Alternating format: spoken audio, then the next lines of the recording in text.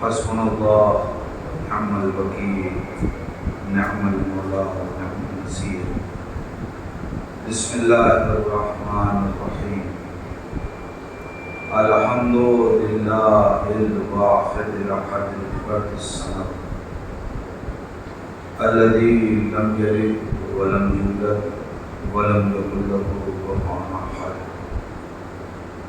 ثم الصلاۃ والسلام والتحیۃ والاکرام علی رسول الامی المکی المدنی الہاشمی القرشی المطلبی مولانا و مولا الکونین جد الحسن والحسین ابی القاسم المصطفیٰ محمد ولعنۃ اللہ علی اعدائہم اجمعین من الآن الی قیام یوم الدین و بعد یوم الدین۔ اللہم لعن قاتلی فاطمۃ الزہراء سلام اللہ علیہا، اللہم لعن قتلۃ الحسین واولادہ واصحابہ اجمعین۔ اما بعد فقد قال الحسین علیہ السلام بسم اللہ الرحمن الرحیم، انی لم اخرج اشرا ولا بدرا ولا مفسدا ولا ظالما، بل انما خرجت لطلب الاصلاح فی امت جدی و ارید ان آمر بالمعروف وانہی عن المنکر و اسیر بسیرت جدی و ابی علی ابن ابی طالب۔ صلوات پڑھیں محمد۔ میں سمجھتا ہوں اگر ذرا سا آپ لوگ قریب آ جائیں گے تو بہتر ہوگا، اور جو لوگ پیچھے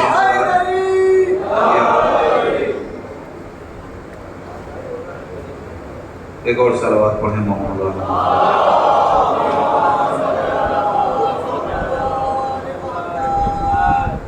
عزیزان ایمان،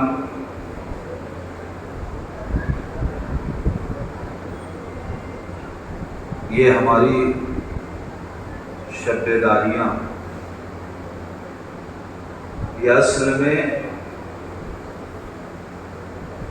آنکھوں کے جاگنے کی راتیں نہیں، یہ شب داریاں شعور کی بیداری کی شب ہے۔ اگر ہم نے ان شب داریوں میں جاگ کے کوئی درس سے اہل بیت حاصل کر لیا تو مقصد شب داری پورا ہو جائے گا۔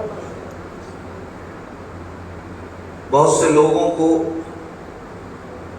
پریشانی ہے، اچھا یہ عجیب مسئلہ ہے کہ ہر وہ کام جو ہم کرتے ہیں اس سے دشمن اہل بیت پریشان ہوتے ہیں، جاگتے ہم ہیں خلل انہیں ہوتا ہے۔ کیوں جاگ رہے ہیں؟ یہ جاگنا کہاں ہے؟ آپ کو نہیں ملا اور آپ جاگے؟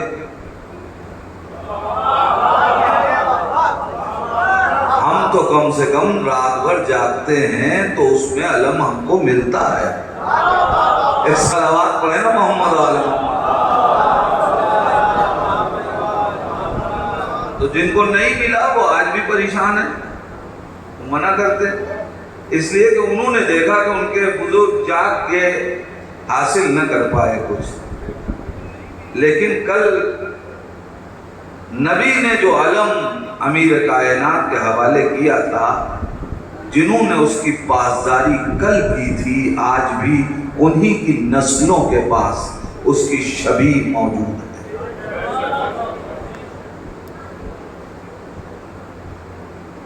تو یہ شب داریاں ان کا مقصد ہے، بے مقصد ہم نہیں جاگتے۔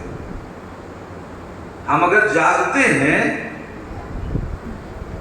تو خود جاگتے ہیں تاکہ ہماری شعور کی بالغی ہو سکے، ہم معرفت کے زینوں پہ اور قدم رکھ سکیں، اور جب خود جاگتے ہیں تو اپنی معرفت بڑھانے کے لیے، اور پھر یوں ہی نہیں بلکہ ہم یہ بھی چاہتے ہیں کہ کوئی حر مزاج آج کی شب جاگ جائے، پیغام حسین اس تک پہنچ جائے اور اس کا مقدر بیدار ہو جائے۔ بہرحال میں نے جس کلام کو سرنامہ سخن قرار دیا، پورا اشرا اسی سلسلے میں گفتگو ہوتی رہی، ایک مرحلہ اس کا طے کرنا چاہتا ہوں۔ سرکار سید الشہداء نے اعلان کیا، کب؟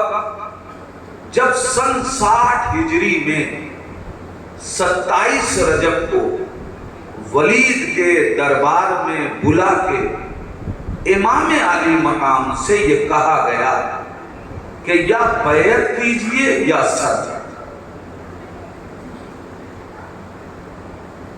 اصل مسئلہ کیا ہے؟ حسین سے بیعت اور سر۔ حسین نے دیا کیا؟ سر دیا، بیعت نہیں کی۔ کیا ہے یہ بیعت؟ یہ یزید مانگ کیا رہا ہے؟ اچھا پہلے دیکھیں بیعت کس سے مانگ رہا ہے۔ ایک صلوات پڑھیں محمد علیہ محمد۔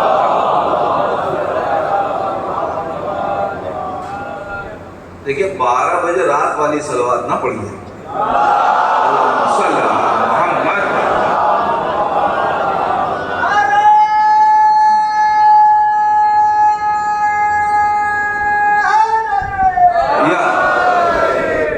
یزید مانگ کیا رہا ہے؟ ایک لفظ نہیں ہے بیعت، اور مانگ کس سے رہا ہے؟ اس سے مانگ رہا ہے جس کو پیغمبر اسلام نے جوانان اہل جنت کا سردار بنایا ہے۔ حدیث بہت سی ہے امام حسین اسلام کے لیے، میں نے اس حدیث کو خاص طور سے کوٹ کیا ہے۔ اس سے بیعت مانگ رہا ہے، تو یہ بیعت ہے کیا؟ پہلے بیعت کو سمجھیں۔ بیعت اصل میں کہتے اس کو ہیں کہ انسان جس کی بیعت کرے اس نے اس بات کا اقرار کر لیا کہ نفس ہمارا ہوگا، اختیار تمہارا ہوگا، مال ہمارا ہوگا، اختیار تمہارا ہوگا۔ صرف اتنا نہیں، آل و اولاد ہماری ہوگی، اختیار تمہارا ہوگا۔ بیعت کا مفہوم جا کے پڑھیں۔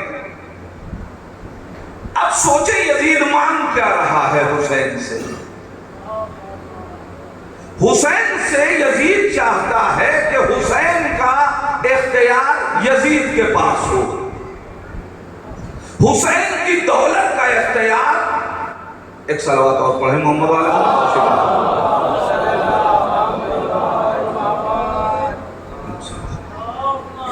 مل جل کے ایک صلوات پڑھیں۔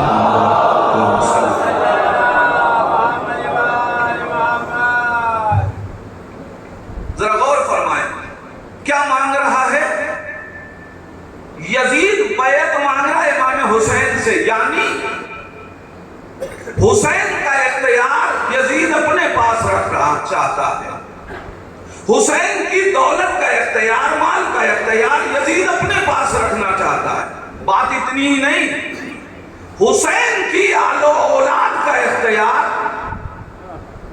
یزید حسین سے مانگ رہا ہے۔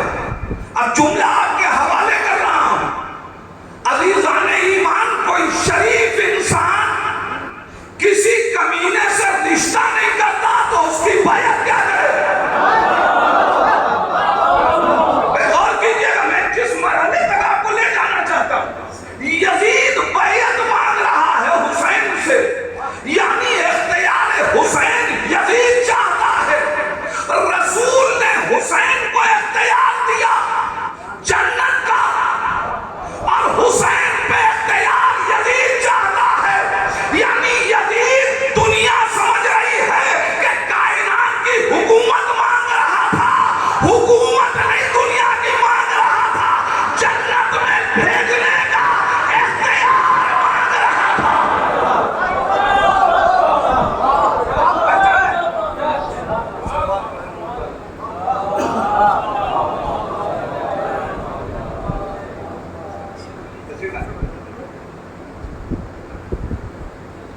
اب دیکھیے مجلس صرف مجلس نہیں ہے، اب درس بھی ہے جو پڑھا ہے بزرگوں سے سامنے ہمارے بزرگ، ظاہر ہے یہ ایک مرحلہ امتحان کا ہوتا ہے جہاں بزرگ موجود ہوں. بہرحال ایسے ہی بزرگوں نے انگلیاں تھام کے یہاں تک پہنچایا ہے تو جرأت ہوئی ہے. صلوات پڑھیں محمد علیہ.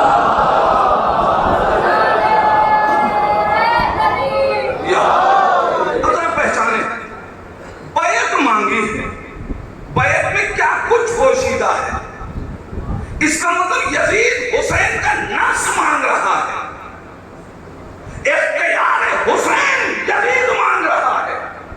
جو اختیار رسول نے حسین کو دیا وہ صرف کائنات کا اختیار نہیں تھا، اسی لیے بغیر بیعت کے جن لوگوں نے دنیا کی حکومت مانگی، ائمہ نے حکومت کو ٹھوکر مار دیا، لیکن بیعت مانگی گئی تو کبھی بیعت نہیں کی، اس لیے کہ یہ بیعت نہیں ہے.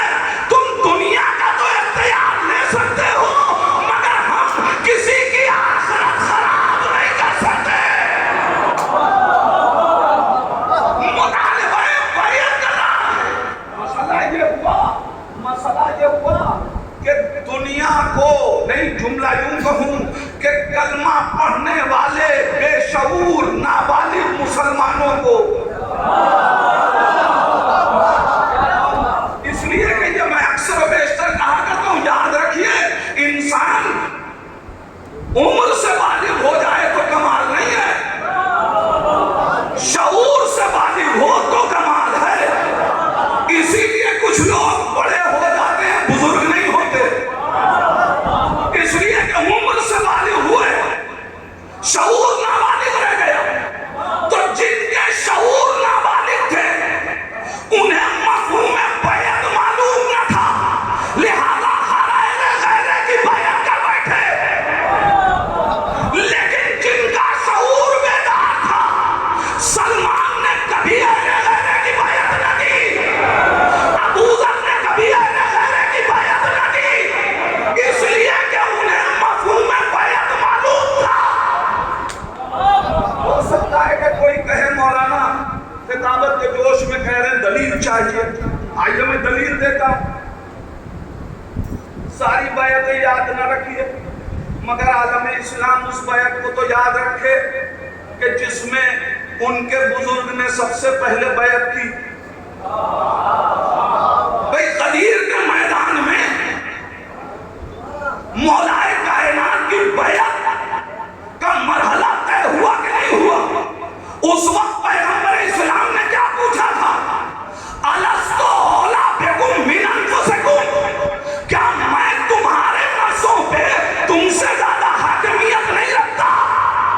اس کا مطلب یہ ہے کہ جو جس کی بیعت میں ہوگا اس کا اختیار اس کے ہاتھ میں ہوگا جس کی بیعت کی ہے.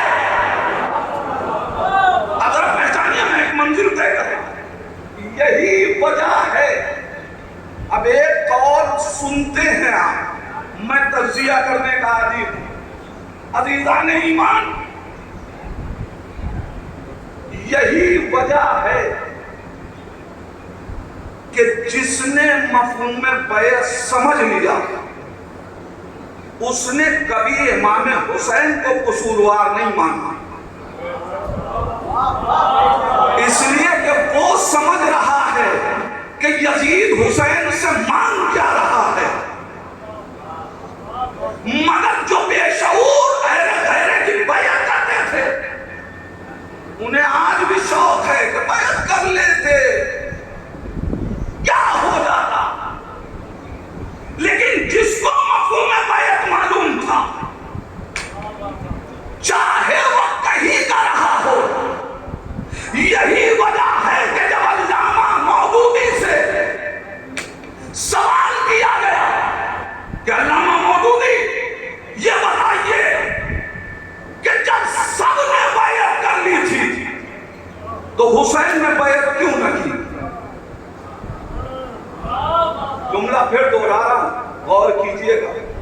علامہ مودودی سے پوچھا جا رہا ہے، عالم اہل سنت، بہت بڑے عالم، ان سے پوچھا گیا حضور یہ بتائیے جب سب نے بیعت کر لی تھی، نہیں لفظوں پہ غور کیا کیجئے، جب سب نے بیعت کر لی تھی، اب پہچانیے کہ اس سب میں کون کون ہے۔ ارے کم سے کم جس خیمے میں سوال ہو رہا ہے وہاں کے تو سب ہیں۔ علامہ مودودی سے پوچھا گیا جب سب نے بیعت کر لی تھی، اچھا میرے جوان بھائیو یاد رکھنا، یہ سب 1400 برس بعد کا سب نہیں ہے، یہ سن 60 ہجری کا سب ہے، جس میں یا صحابی تھے یا تابعین تھے، اور اس کے بارے میں پوچھا جا رہا ہے کہ جب سب نے بیعت کر لی تھی تو حسین نے بیعت کیوں نہ کی؟ جملہ سنیں، جواب علامہ مودودی کا، کہنے لگے یہ سوال ہی غلط ہے۔ سوال یہ نہیں ہوگا کہ جب سب نے بیعت کر لی تو حسین نے بیعت کیوں نہ کی، سوال یہ ہوگا جب حسین نے بیعت نہیں کی تو سب نے بیعت کیوں کی۔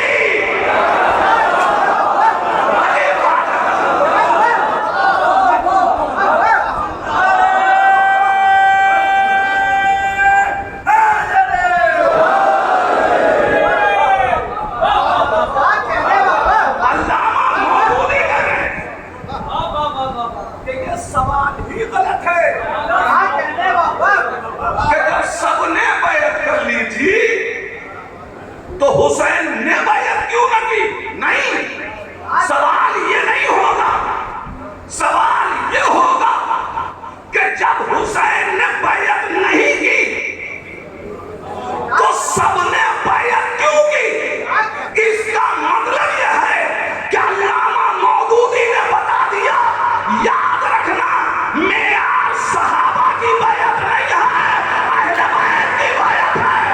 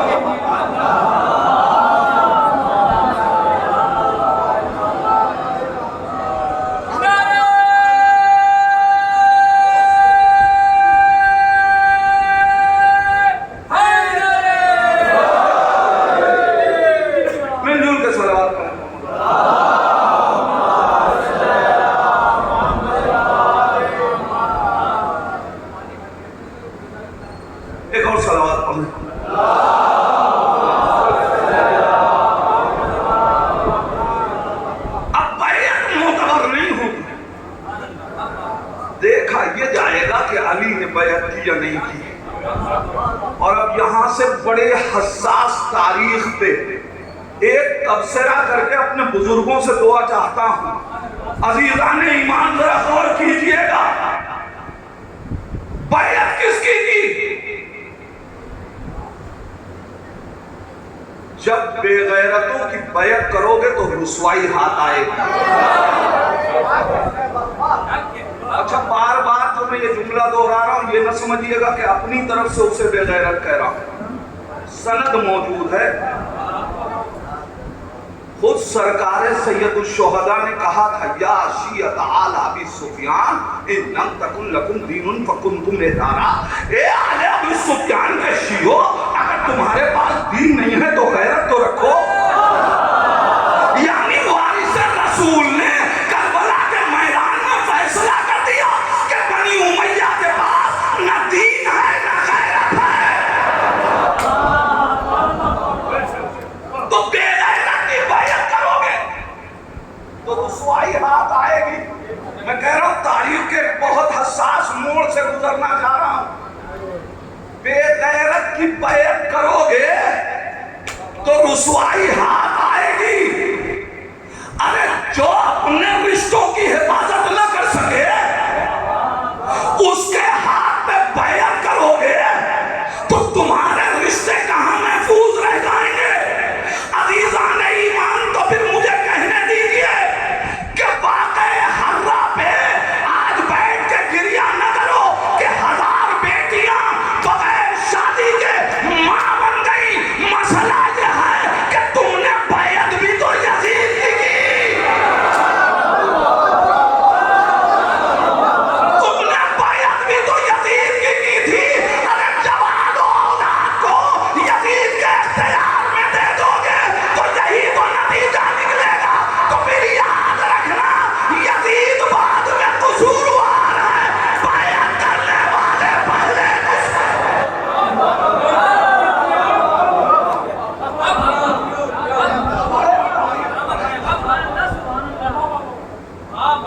غور کرے کائنات،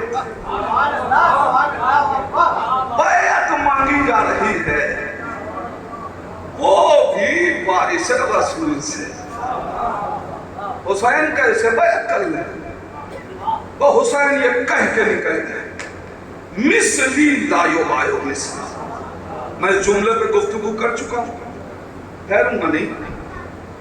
مثلی لا یبایع مثلی، حسین جیسا یزید جیسے کی بیعت نہیں کرے گا۔ یعنی کوئی غیرتدار کبھی کسی بے غیرت سے رشتہ نہیں توڑے گا۔ حسین جیسا یزید جیسے کی بیعت نہیں کرے گا۔ اچھا جملہ دوہرا دوں شاید کچھ لوگوں کے لیے نیا ہو۔ حسین نے کیا کہا؟ حسین جیسا یزید جیسے کی بیعت نہیں کرے گا۔ تو ہم اس پہ بحث نہیں کریں گے کہ یزید کیسا، جس کا یزید ہے وہ جا کے دیکھے کہ یزید کیسا۔ ہاں ہم تو صرف اتنا جانتے ہیں کہ ہر بیٹا اپنے باپ دادا کے جیسا ہوتا ہے، تو ہم اس پہ بحث تو نہیں کریں گے، مگر یہاں پہ ضرور سوال کریں گے کہ حسین نے کہا حسین جیسا، تو حسین کیسا؟ کون بتائے گا کہ حسین کیسا؟ یا نبی اللہ آپ بتائیے کہ حسین کیسا؟ نبی نے فرمایا حسین منی وانا من الحسین۔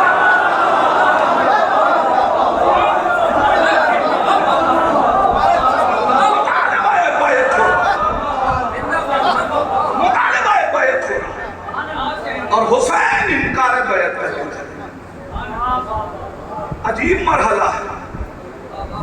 بیعت تو امیر کائنات نے بھی نہ کی، بیعت تو امام حسن نے بھی نہیں کی۔ یہ الگ بات ہے کہ تاریخوں نے زبردستی بیعت تحریر کیا، اس لیے کہ انہیں بھی پتا تھا کہ خلافت معتبر ہو ہی نہیں جب تک کہ یہ بیعت شامل نہ کر لی جائے۔ لہذا ایک پتہ نہیں کہاں سے روایت لے کے آ گئے کہ 6 مہینے کے بعد بیعت کر لی تھی. اچھا تو یہ تو سمجھ لو پھر کہ اس 6 مہینے تو تم غاصب تھے. لیکن بہرحال بیعت نہیں کی، نہ امیر کائنات نے کی، نہ امام حسن نے کی، بیعت امام حسین نے بھی نہیں کی. کہہ دے کہ مولا کہ بیعت نہیں کریں گے، بات ختم ہو جاتی. لیکن امام عالی مقام نے صرف یہ نہیں کہ بیعت سے انکار کیا، بلکہ حسین نے اعلان انکار بیعت بھی کیا. میرے جوان بھائی، علی نے انکار بیعت کیا، اعلان انکار بیعت نہ ہوا. حسن نے انکار بیعت کیا، اعلان انکار بیعت نہیں ہوا. مگر حسین نے انکار بیعت بھی کیا، اعلان انکار بیعت بھی کیا. مدینے میں رہے تو اعلان کر کے گئے، مکہ پہنچے تو لوگوں کو بلا کے انکار کیا. اپنے انکار کا اعلان حسین کرتے گئے. راہ کوفہ میں بھی اعلان انکار کیا. پوچھئے مولا سے، مولا کیا وجہ ہے؟ اس سے پہلے بھی کسی نے بیعت نہیں کی مگر اعلان انکار بیعت نہ کیا. یا آپ اعلان انکار بیعت کیوں کر رہے ہیں؟ حسین آواز دیں گے میرے بابا نے بیعت نہیں کی لیکن اعلان انکار بیعت نہ ہوا. حسن نے بیعت نہ کی لیکن اعلان انکار بیعت نہ ہوا. تو سر خرید مورخوں نے بعد میں لکھ دیا کہ علی نے بیعت کر لی. میں اتنے لوگوں میں اعلان کر کے جاؤں گا کہ اب کسی سر خرید یہ مجال نہ ہو کہ کوئی یہ لکھے کہ حسین نے بیعت کر لی.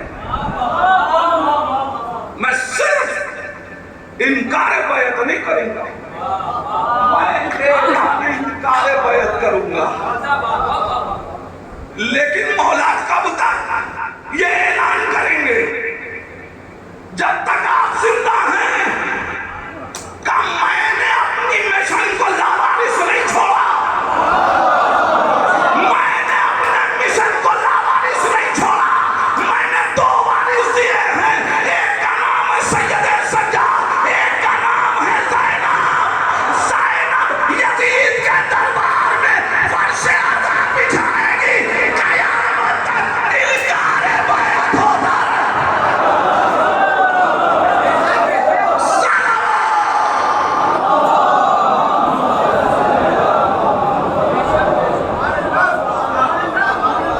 قیامت تک اعلان انکار بیعت. زینب نے کربلا کو مسلسل بنا دیا. انسان ذرا غور تو کرے، کیا تدبیر زینب ہے. اس زینب نے شریکت الحسین نے کربلا کو کربلا میں مرنے نہ دیا، بلکہ فرش عذاب بچھا کے ایک مسلسل احتجاج دے دیا. نہیں عزیزہ نہیں ایمان، شاید میری بات واضح نہ ہو سکی. غور کیا کیجئے، اس فرش رضا کی عظمت سمجھیں، اس کی اہمیت سمجھیں. جانتے ہیں آپ سب پڑھتے ہیں، تاریخ سے واقف ہیں، جو کچھ ظلم کربلا میں ہوئے یہ سب مدینے کے ظلم تھے جنہیں دہرایا گیا ہے. سارے وہ ظلم ہیں نا. اگر کل علی کے گھر میں آگ نہ لگائی ہوتی تو آج لگتی. کل اگر محسن کو شہید نہ کیا جاتا تو آج علی اصغر کا تیر چلتا. کل کی امامتوں کو قتل نہ کیا جاتا تو آج ہوتی. کل زہرا میں اگر دروازہ گرا کے ہمت نہ کی ہوتی تو آج زینب اسیر ہوتی. یہ سارے مظالم وہی سے ہیں نا، بنیاد وہی ہے نا. اسی لیے بہت اچھی بات کسی نے کہہ بھی نہیں. ایک صلوات پڑھیں محمد و آل محمد.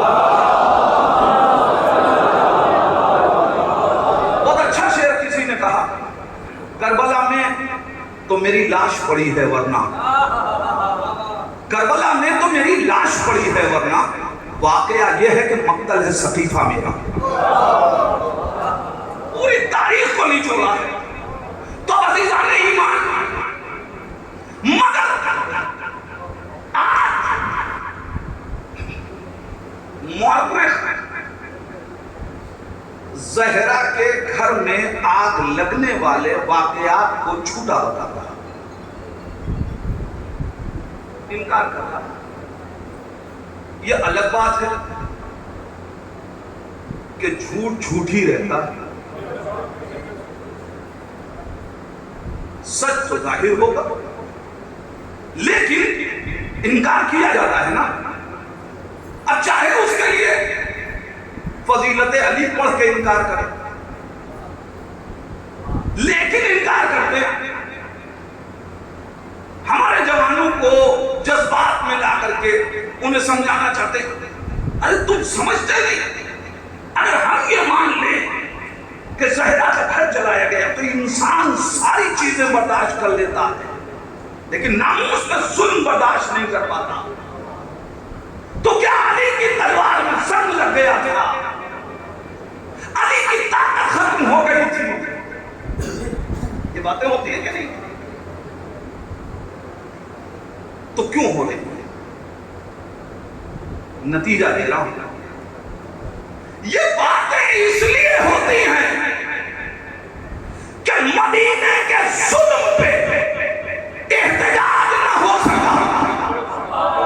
میں کیا کہہ رہا ہوں عزیزان ایمان، اگر کل زہرا کے ظلم کے بعد مدینے میں احتجاج ہو پاتا تو آج مورخ تاریخ نہ جھٹلا پاتا۔ زہرا میں ہونے والے واقعات کو دشمن اسی لیے نہ چھپا پایا کہ زینب نے بنیاد فرش آزاد رکھ کے اتنا دہرایا کہ دشمن جھٹلا۔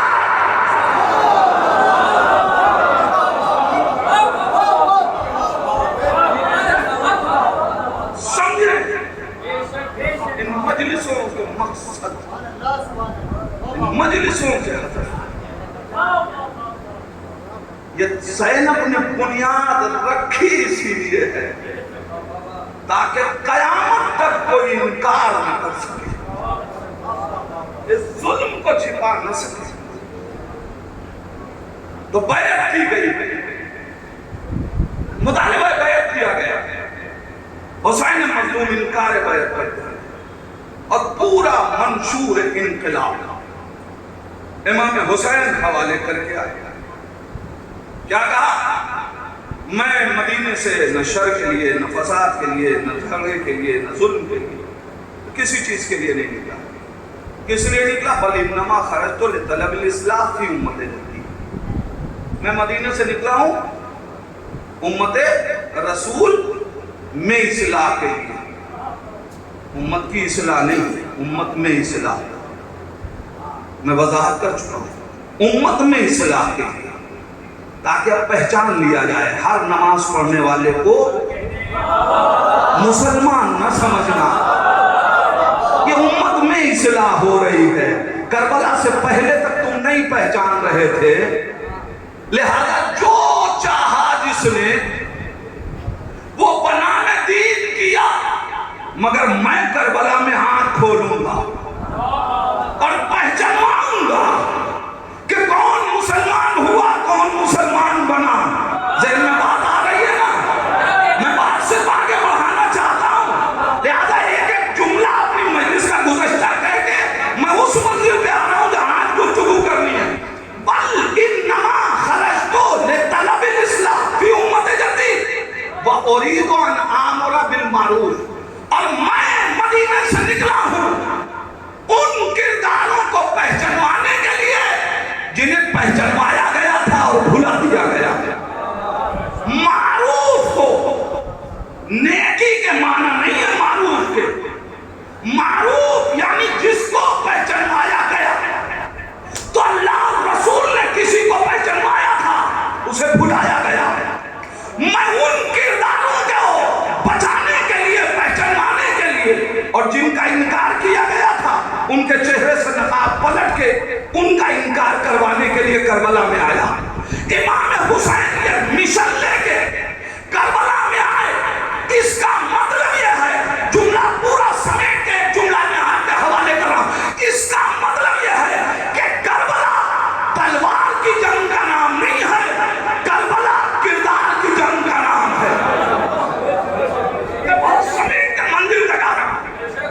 کربلا تلوار کی جنگ نہیں ہے، کربلا کردار کی جنگ ہے. کربلا تلوار کی جنگ نہیں ہے، کربلا کردار کی جنگ ہے. جوانوں کے ذہن کو مطمئن کرنے کے لیے جملہ کہوں، اگر کربلا تلوار کی جنگ ہوتی تو عباس کو تلوار دی جاتی. کربلا تلوار کی جنگ نہیں تھی، کربلا کردار کی جنگ تھی. کربلا کردار کی جنگ تھی. یہی وجہ ہے کہ جتنی تلوار کی جنگیں تھی، اس کسی جنگ میں نبی کبھی کسی خاتون کو نہیں لے گئے.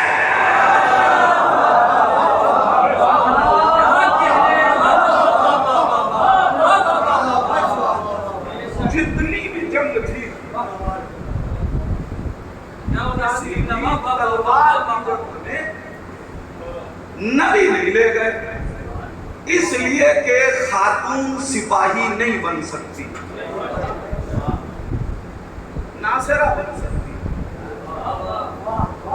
مگر خاتون سپاہی نہیں بن سکتی. نبی کسی تلوار کی جنگ میں نہیں لے گئے، اس لیے کہ عورت سپاہی نہیں بن سکتی. اب دنیا سوچے جب عورت سپاہی نہیں بن سکتی تو سردار لشکر کیسے بن سکتی ہے؟ نہیں بن سکتی نا. نبی کسی جنگ میں جو تلوار کی جنگ تھی، نبی نہیں لے گئے، کسی خاتون کو نہیں لے گئے. جتنی تلوار کی جنگ تھی اٹھا کے دیکھیے، نبی کسی خاتون کو نہیں لے گئے، مگر ایک جنگ جو کردار کی جنگ تھی، اس مباہلے کے میدان میں فاطمہ کو لے کے آئے.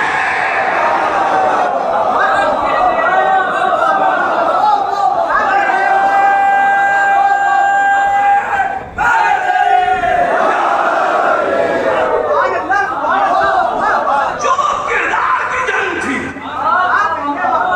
وہاں سیدہ کو لائے. کسی تلوار کی جنگ میں کسی بچے کو نہیں لے جایا گیا، مگر کردار کی جنگ تھی، لہذا حسنین کو بچپنے میں لے کے آئے. عزیزان ایمان اب تو پہچان لے دنیا، حسین تلوار کی جنگ لڑنے نہیں گئے تھے. لہذا کربلا کا فیصلہ عاشور کے دن نہ کرنا. کربلا کا فیصلہ جوانوں جملہ کے حوالے کر رہا ہوں، کربلا کا فیصلہ عاشور کے دن نہ کرنا. کربلا کا فیصلہ اس دن کرنا جب یزید کا بیٹا بھی یہ پہچان جائے کہ کون لعنتی ہے.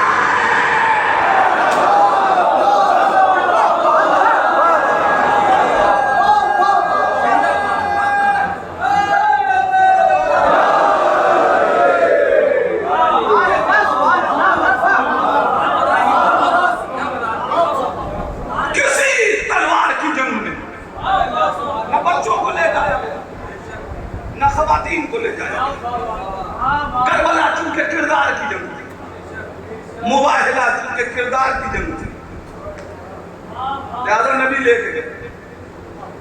جی چاہتا ہے دستے ادب جوڑ کے کہوں، یا رسول اللہ، جب جمع کی لفظ ہے لے آئیے.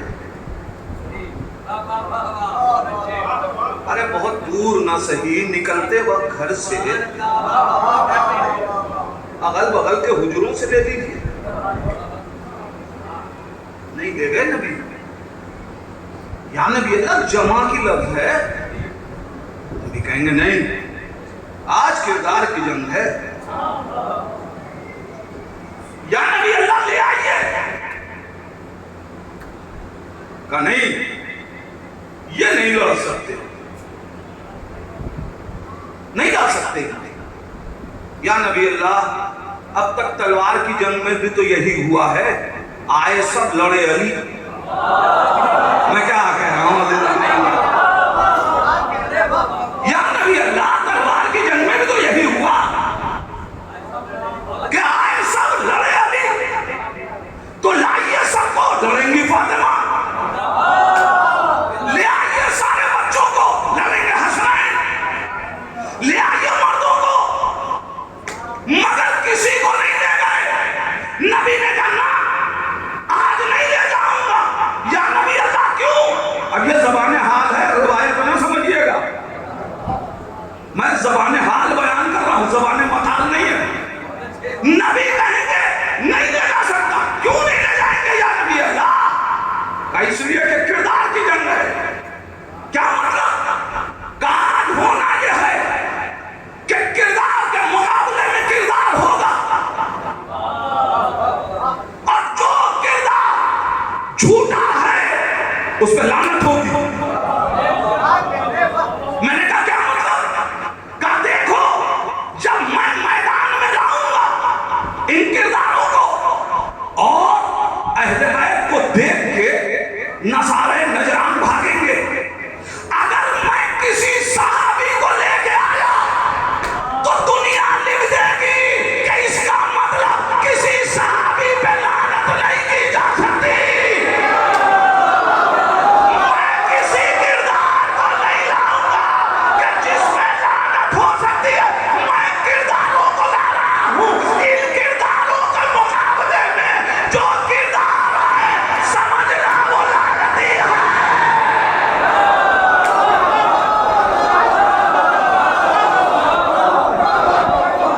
سمجھ لینا، ان کرداروں کے مقابلے میں جو کردار بھی آ جائے، معیار یہ کردار ہے، اس مقابلے میں جو کردار آئے وہ لعنتی ہوگا. اب فاطمہ کے مقابلے میں جو کردار آئے، اب علی کے مقابلے میں جو کردار آئے وہ لعنتی ہے، چاہے گھوڑے پہ آئے چاہے اونٹ پہ آئے. صلوات پڑھے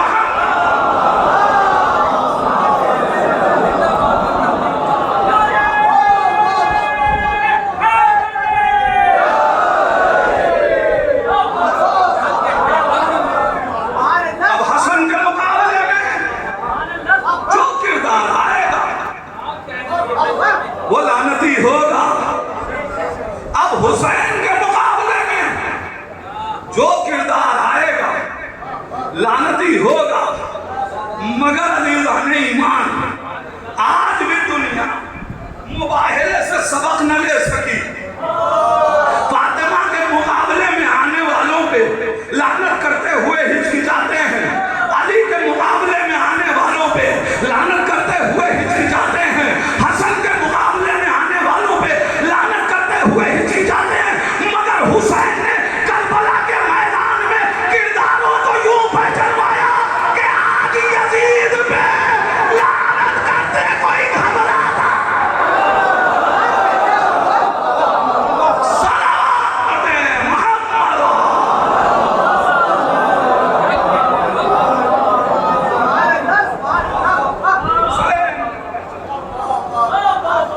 حسین نے پہچانوا دیا کرداروں اريد ان آمر بالمعروف. میں چاہتا ہوں کہ جو معروف کردار ہے وانہا عن المنکر، اور ان کرداروں سے روکا جائے جن کا انکار کیا گیا. عزیزان ایمان، یہی وجہ ہے کہ کربلا کے یہ دو وارث، اب پھر ایک جملہ دوہرا رہا ہوں گزشتہ مجلس میں، یہی وجہ ہے کربلا کے یہ دو وارث، ایک نے یزید کے دربار میں یہ کھڑے ہو کے بتایا کہ معروف کردار کون ہے. کہا احمد مفتی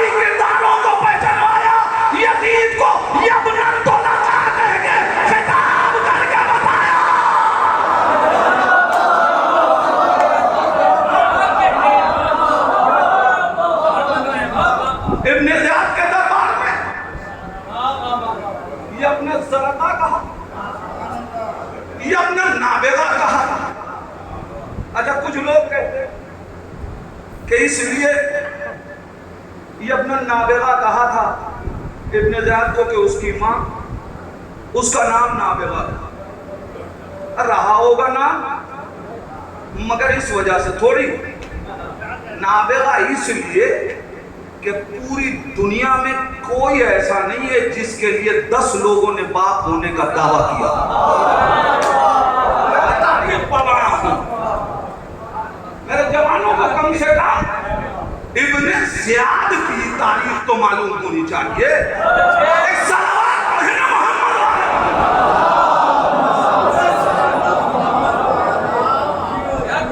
لہذا دونوں کرداروں کو پہچانوایا گیا،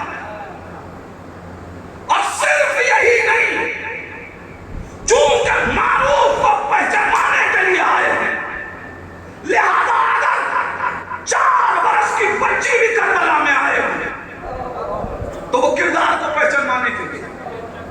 اب مصائب کی کائنات سے جناب سکینہ کی فضیلت پیش کرتا ہوں، پڑھیے تاریخ۔ جناب سکینہ وہ 4 برس کی بچی، تاریخ کہتی ہے پیاسی ہے، اتنی پیاسی ہے کہ تاریخوں نے لکھا ہے کہ سوکھی ہوئی مشک کو سینے سے لگایا کہ شاید اس مشق کی تری سے سکینہ کی کچھ سکون ملے۔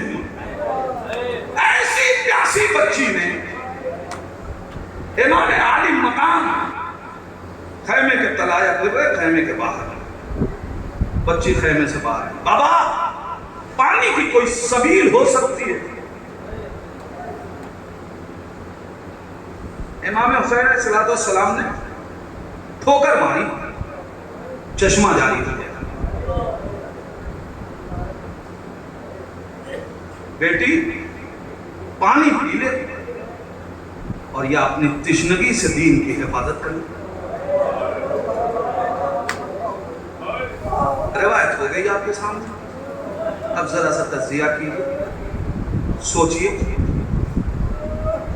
جناب سکینہ نے یہ بابا سے اپنے کیوں کہا، کس لیے کہہ رہی سکینہ؟ سکینہ کہیں گی تمہیں ہمارے آنے کا مقصد نہیں معلوم، ہم آئے ہیں معروف کو پہچانوانے۔ میں نے دشمنوں کے سامنے بابا سے گفتگو کی کہ پانی کی کوئی سبیل ہو سکتی ہے، اور بابا نے ٹھوکر ماری، چشمہ جاری ہوا۔ دنیا والوں کو ایک پیغام ملا کہ یاد رکھنا، ہم پیاسے اس لیے نہیں ہیں کہ تم نے پہلے بیٹھا رکھے، میں کردار کو پہچانوا رہی ہوں کہ پہچان لو امام وقت کبھی مجبور نہیں ہوتا۔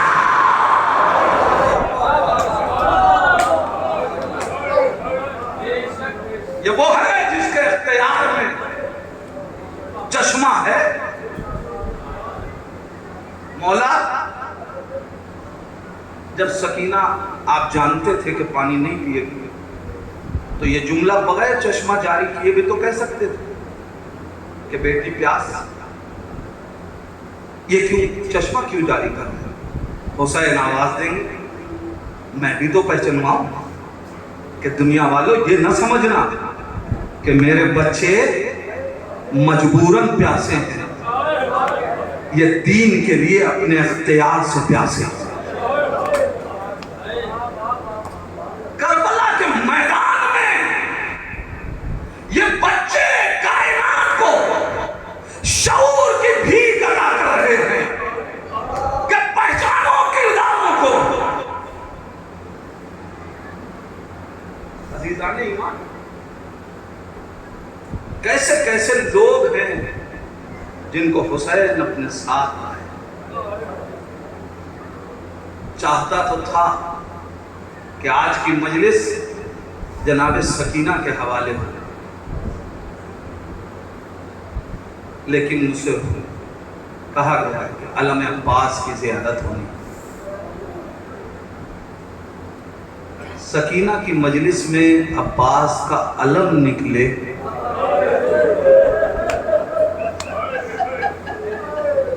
یہ بھی نسبت بہت خوب ہے.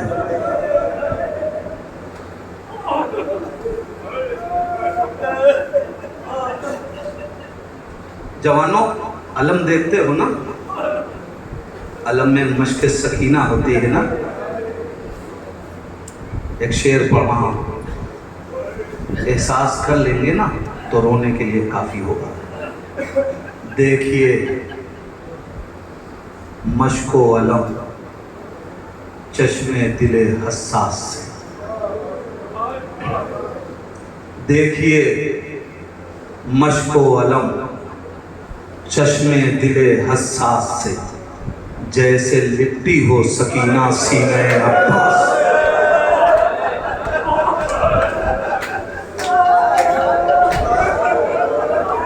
جزاک اللہ، جزاک اللہ.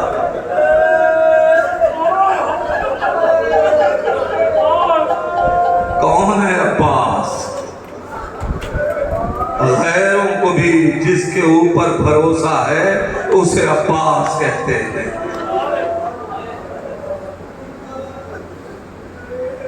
ایک واقعہ سن لیں، شاید اسی پہ مجلس ہو جائے. ایک عیسائی شخص تھا جس کی چھوٹی سی اکلوتی بیٹی تھی، بیمار ہو گئی. کئی بیماریوں نے اسے گھیر لیا، ہاسپٹلائز تھی. ایران کا واقعہ ہے، ہاسپٹل میں تھی. ایک دن ڈاکٹر آئے، بچی کا معائنہ کیا، ایک انجیکشن لگایا اور کہا جب تک اس انجیکشن کا اثر رہے گا اس وقت تک یہ بچی زندہ رہے گی. یعنی اب آپ کی بچی 4-5 گھنٹے کی مہمان ہے.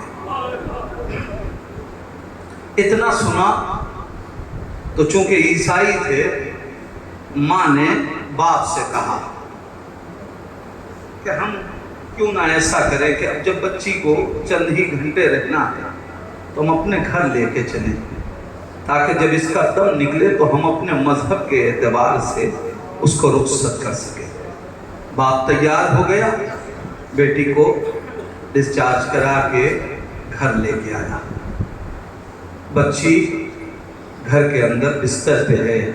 ایک باپ سے بیٹی کی کیا محبت ہوتی ہے، اسے وہی جانتا ہے جس کی آغوش میں بچیاں. عزادارو، باپ بچی کے سرہانے بیٹھا تھا. ایک مرتبہ ماں سے کہتا ہے کہ تم جانتی ہو کہ میں اس بچی کو کتنا چاہتا ہوں، میں اسے دم توڑتا ہوا دیکھ نہیں پاؤں گا، اس لیے میں گھر سے باہر جا رہا ہوں. اگر کوئی حادثہ ہو جائے تو مجھے فون کر دینا، میں چلا آؤں گا. اتنا کہہ کے اپنے گھر سے نکلا. کہتا ہے کہ جب میں گھر سے باہر نکلا تو میں شاہراہ پہ پہنچا تو ایک آواز آ رہی تھی، یا عباس غازی ابوالفضل باب الحوائج سرپائے حرم. اور ماتم ہو رہا تھا. میں بے ساختہ اس آواز کے پیچھے چل دیا. اب جو میں سڑک پہ پہنچا تو میں نے کیا دیکھا کہ ایک بہت بڑا ٹرک ہے، اس کو ہرے کپڑے سے لپیٹا گیا ہے اور اس کے اندر کچھ جالی نما چیزیں رکھی ہیں. میں نے ایک شخص سے جو بزرگ تھا اس سے پوچھا کہ اے بھائی یہ بتا یہ جالی کیسی ہے، اس کو ہرے کپڑے سے کیوں لپیٹا گیا ہے؟ اس نے مجھے غور سے دیکھا، کہا کیا تو شیعہ نہیں ہے، مسلمان نہیں ہے؟ کہا نہیں، میں عیسائی ہوں. تو اس نے کہا کیا تم کربلا کے بارے میں کچھ جانتے ہو؟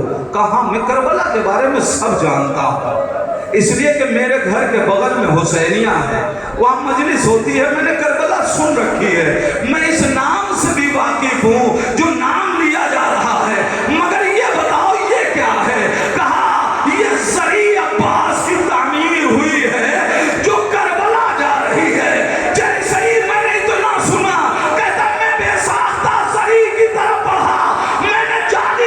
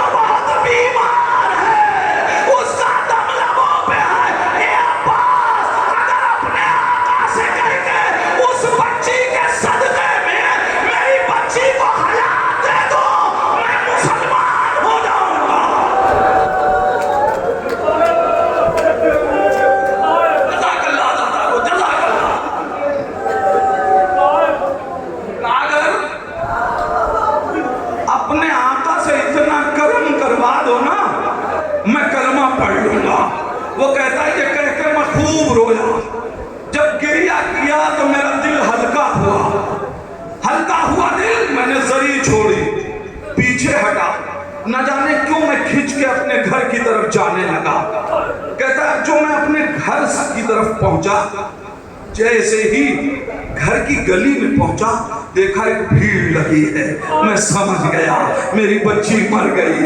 اب میں اپنے کو تیار کرنے لگا, ابھی لوگ آئیں گے, مجھے پرسا دیں گے, مجھے گلے لگائیں گے, میری بٹی بچی کی تعزیت دیں گے. مگر وہ کہتا ہے کہ میری حیرت کی انتہا نہ رہی. جب میں گلی میں پہنچا تو کوئی میرے پاس آ نہیں رہا ہے, لوگ راستہ دیے جا رہے ہیں. میں گھبراتا ہوا آگے بڑھا. اب جو گھر میں داخل ہوا تو کیا دیکھا, جو بچی کروٹ نہیں بدل سکتی تھی وہ صحن خانہ میں ٹہل رہی ہے, گریا کر رہی ہے, آنسو بہا رہی ہے. جزاک اللہ. وہ بچی ٹہل رہی ہے, آنسو بہا رہی ہے. جیسے ہی میں نے بچی کو دیکھا میں بڑھ کے بچی کو گلے لگایا. بچی مجھ سے لگ کے رونے لگی. میں نے کہا بچی تو اچھی ہو گئی, میری لاڈلی تو اچھی ہو گئی, ارے کوئی درد تو نہیں ہے, اے میری بچی کیوں رو رہی ہے؟ بہت دیر تک روتی رہی. تو میں نے پوچھا آپ کیوں رو رہی ہے, اب تو اچھی ہو گئی نا. تو کہتی ہے بابا یہ بتاؤ گئے کہاں تھے؟